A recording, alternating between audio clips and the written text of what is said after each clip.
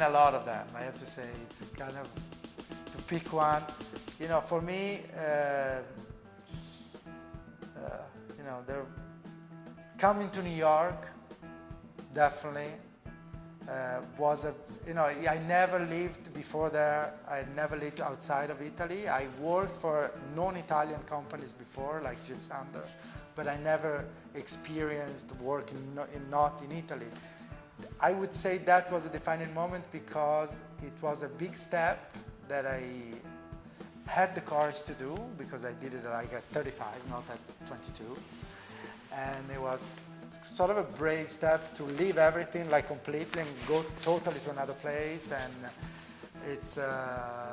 it was not easy at the beginning, because, you know, there's a lot of change, there's a lot of, you know, difference, and there's a lot of, but I actually, you know, I ended up being in the place where I want to be, having the life that I want to be, having the job that I love, and I would say that was probably definitely the defining moment, for sure.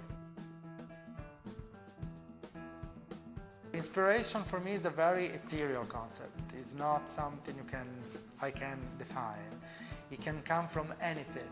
It can be like a moment, it can be music, it can be nature, it can be a book, it can be a person, and it really varies depending on what I'm doing, what I'm living on. It depends where I am in that moment, and it really, as I said, I feed myself with a lot of inputs, for sure, because I travel a lot, I listen to a lot of music, and for me music is one of the main inspirations.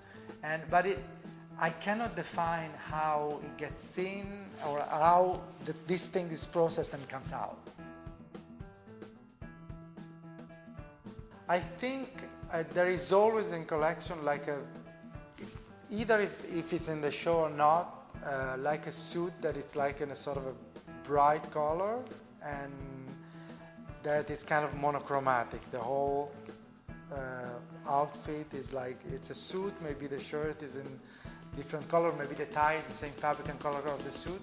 There's always something like that in my collection, always. I do much less because I wear all the time my clothes, and I shop sometimes when I go in, like when I do a lot of research and I buy things, and sometimes I shop.